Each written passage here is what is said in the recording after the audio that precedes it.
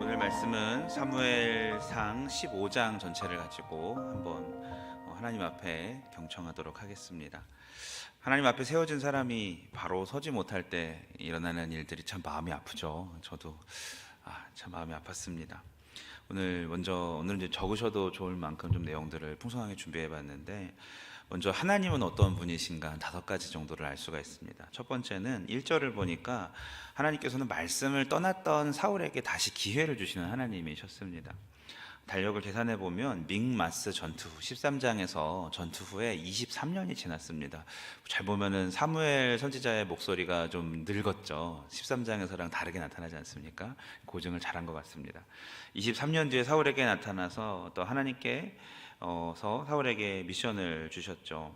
근데 13장에는 어떤 일이 있었습니까? 그 사무엘을 못 기다리고 스스로 제사를 지내서 왕조가 지속되지 못하고 단절된 것을 하나님께서 말씀을 하셨죠. 그리고 23년 만에 다시 나타나서 기회를 주신 거예요. 말씀을 듣고 순종할 수 있는 기회를. 하나님께서는 사울을 포기하지 아니하시고 새로운 기회를 주신다. 첫 번째는 기회를 주시는 하나님이십니다. 두 번째는 2절을 보니까 만군의 여호와라는 표현이 있어요. 그죠? 하나님께서는 승리케 하시는 하나님이십니다. 이스라엘 백성들 모두가 하나님의 군대였을 때 하나님을 온전히 신뢰하는 하나님의 군대라는 것을 스스로 믿음으로 나아가 싸울 때 그 적의 강성함과 상관없이 이길 수 있는 것입니다. 여러분, 하나님의 군대로서 승리하시길 축복합니다. 세 번째는 공의의 하나님입니다. 아말렉을 심판하시죠. 3절에 보니까 지금 가서 아말렉을 쳐서라고 하는데, 이 아말렉은 야곱과 에서의 손자였던 아말렉의 후예들인데, 이들이 출애굽 직후에 이스라엘 백성이 광야에 있을 때 뒤로 처지는, 그러니까 그 광야를 걸어갈 때 뒤를 처지는 사람들이 보통 노약자들이나 어린이들이겠죠, 그렇죠? 그 진후미에 있는 자들을 교묘하게 공격했었던 아주 비열한 인간들이었습니다. 이 아말렉을 치라라고 말씀을 하셔서 심판을 하시는 하나님임을 우리가 알 수 있습니다. 하나님은 공의의 하나님이십니다. 반드시 죄를 물으시고 죄값을 치르게 하시는 하나님이십니다. 우리가 공의 하나님을 신뢰하시고 올바른 길을 걷고 있다면 세상의 위협과 공격을 두려워하지 마시길 바랍니다. 내가 갚으려 할 필요 없이 하나님께서 갚으실 것입니다. 우리는 그저 하나님 앞에 따르는 자들 되길 축복합니다. 그리고 네 번째는 겐 족속을 살려주시는 하나님이세요. 이게 무슨 뜻이냐면, 겐 족속이 누구냐면 모세의 처가입니다. 모세의 아내였던 십보라, 르우엘 기억나시죠? 요 사람들이 아말렉이랑 섞여 있었는데 이게 분리를 하시죠, 그죠? 이게 무슨 뜻입니까? 의인과 악인을 함께 멸하지 않으시는 하나님 아버지. 그러니까 우리가 세상이 어땠다고 불평하고 원망하고 속상해하기 전에 우리가 하나님 앞에 의로운 사람들로서 살아간다면 반드시 하나님께서 구별하시는 것을 믿으시기 바랍니다. 너를 축복하는 자에게는 복을 내리고 저주하는 자에게는 저주를 내린다는 아브라함에게 주신 말씀을 그대로 이루어서 이스라엘을 축복했던 이 시보라의 가문 겐족속을 하나님께서 구해 주시는 것이죠. 망하는 사람들 중에서도.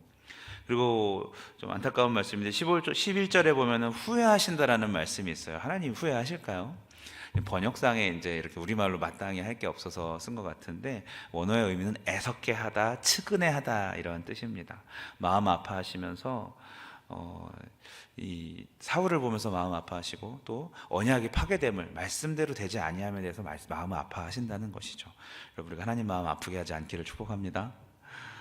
그러면 사람들은 또 어떤 모습일까요? 5가지를 보면은, 먼저는 그 23년 동안 쿵짝이 맞은 왕과 백성들이 함께 여호와를 버렸습니다. 이거 사울 혼자 오늘 15장에서 잘못한 게 아닙니다. 9절 말씀 어떻게 시작합니까? 사울과 백성이 아각과 그의 양과 소와 이렇게 나오죠. 둘이 같이 한 거예요. 백성은 하나님 대신에 왕을 의지하고 왕은 하나님 대신에 백성을 의지하여서 결국 쌍방이 여호와를 버리게 된 그런 사건이 나는 것입니다.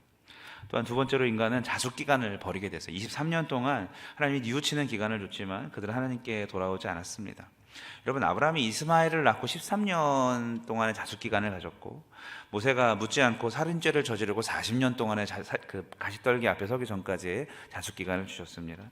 이스라엘 백성이 가데스바네아의 불신앙 이후에 40년을 광야에서 자숙 기간을 가졌고 체질을 바꿔주셨죠. 다 죽게 하고 다시 태어나게 하시고, 제보만 백성 이스라엘이 바벨론에서 70년 동안 흩어져서 포로 생활하면서 스스로를 돌아볼 수 있도록 합니다. 때로 하나님께서 우리에게 주시는 심판과 채찍은 우리가 다시금 주님 앞에 자신을 돌아볼 수 있는 기회를 주시는 것인데, 23년이 지난 뒤에도 사울은 여전히 하나님의 말씀을 그렇게 중요하게 여기지 않는 것을 우리가 볼 수 있습니다. 왜 그럴까요?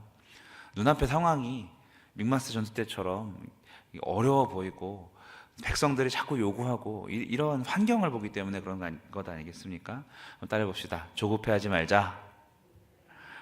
조급해하지 말자. 조급함이 우리 신앙의 방해가 될 때 참 많습니다. 여러분 아시죠? 정말 진중하게, 약속한 기간에 믹마스에서 사무엘이 오지 않았으니까 그랬다라고 표현할 수 있겠지만, 그럴 때는 오히려 하나님의 뜻을 묻고 기다리는 게 좋다는 뜻입니다. 조급해하지 마시고 주님 앞에 나아가시길 바랍니다. 또 인간들은 어떻습니까? 욕심과 명예, 12절에 사울이 기념비를 세우죠, 그죠? 하나님께서 싫어하는 것입니다. 교만을 나타내는 것이죠. 하나님께 돌려야 될 영광을 자기에게 돌리는 것입니다. 문제 앞에 회개보다 상황의 변화만 꾀하다가 결국 그마저 잘 안 되니까 체면이라도 차리려고 세웠던 돌입니다.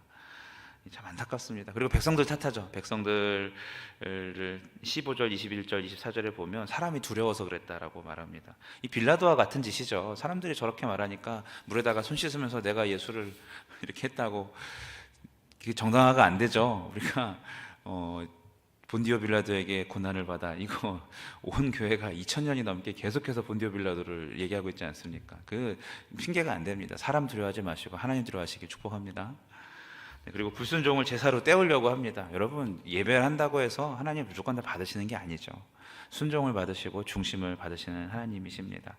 지우개로 지우듯이 뻔뻔하게 예배하지 않아야 할 것입니다. 어떤 눈물도 없고 통회도 없고 그냥 예배로 때우려고 하는 그런 예배자 하나님 찾지 않으십니다.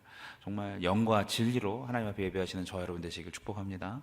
그리고 사람은 또 어떻습니까? 감사하게도 중보자 사무엘이 있습니다. 완수하지 못한 사명을 대신해 주죠. 31절에 아각을 대신 죽이지 않습니까? 끝까지 순종하지 못하는 어떤 그 사울을 보고서 자기가 대신해서 그 임무를 완수해주고 도와주는 사람이죠. 여러분, 이렇게 공동체 안에 하나님의 뜻을 대신해서라도 완수하시는 그런 분 되시길 축복을 합니다. 자, 말씀을 맺습니다. 어떤 걸 깨달을 수 있으십니까? 하나님의 5가지 모습과 인간들의 5가지 모습을 보았어요. 첫 번째는 따라해봅시다. 끝까지 순종. 시작은 좋았는데 끝으로 갈수록 안 좋아지는 이 사울처럼 되지 않으길 바랍니다. 두 번째는 따라해봅시다. 제사보다 순종, 예배보다 예배자. 바로 그렇습니다. 온전한 예배자가 참된 예배를 드릴 수 있는 것이죠. 우리가 주님 앞에 순종하는 예배자 되시길 축복합니다. 그리고 사실 싸움의 대상은 우리 안에는 조급함이었고 또 사탄의 유혹이었고 어떤 교만을 부추기는 그런 것들이니, 우리가 주님 앞에 주의 뜻대로 살아갈 수 있도록 늘 서 있는 자는 넘어질까 조심하시고 끝까지 순종하고 예배보다 정말 훌륭한 예배자가 되시길 예수 이름으로 축원합니다. 기도합니다. 하나님 감사합니다. 15장의 말씀을 통하여서 하나님과 우리 인간의 모습을 대조하여 보았습니다. 결론은 우리가 의지할 분은 하나님밖에 없고 하나님의 음성과 하나님의 말씀밖에 없는 것을 고백하오니 주의 뜻대로 순종하는 우리가 될 수 있도록 인도하여 주시옵소서. 청종하길 간절히 소망하며 예수님의 이름으로 기도합니다.